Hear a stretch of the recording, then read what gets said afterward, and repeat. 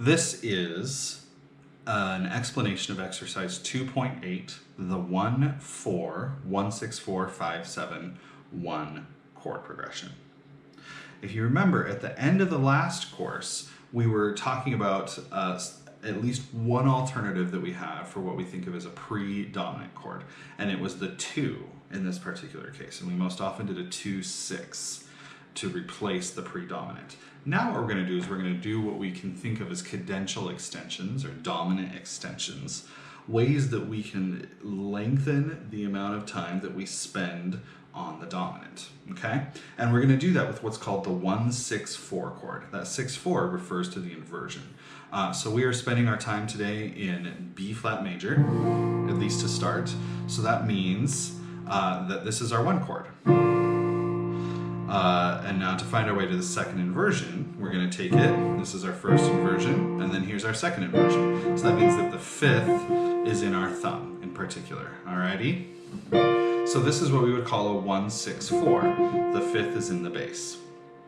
What's really nice about this is that when we're thinking about moving towards what we would think of as a dominant extension, these two almost sound like a suspension for the 5 if we play it right. So we can do this.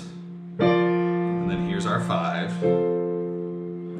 And then, oh, sorry. I thought we were in C major there for a second. We are definitely not. So here's our 1-6-4 again. You'll notice that what we have here is B flat DF, which is our tonic chord, but the 5th is in the root. And then here we are with an actual 5, and then we can go back to the 1. Now what we're going to do in this case is we're going to do a 5-7. So in this case, we're actually going to move all of the notes. So this becomes the 7th, and then the 3rd and the 5th, and the root is in the bass. And then there we are.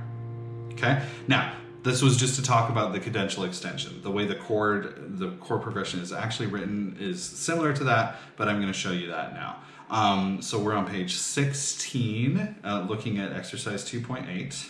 Your left hand is just a little bit fancier than normal, just because of this cadential extension. So we start, we play the root of the 1 chord, and then the root of the 4 chord, and then we play the 5 of the 1 chord because we're in first inversion, but that's also just the 5 of the key, if you want to think about it that way. And then we're extending, so we have a little bit of fun and drop it an octave. And then we find our way back to the 1. So the bass line goes.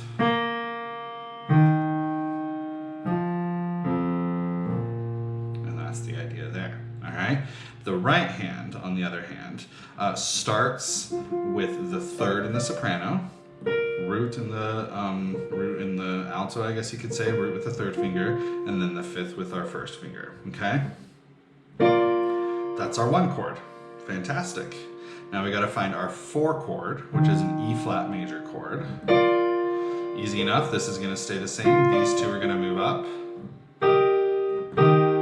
So from our 1 to our 4, and then for our 1-6-4, our right hand is going to go right back to where it was. So we're playing the 1, and then we have the 5th in the root here.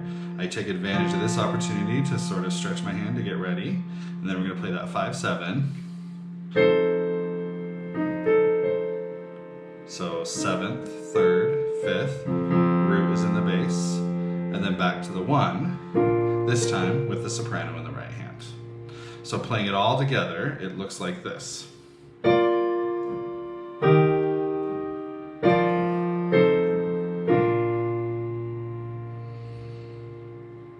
There you go.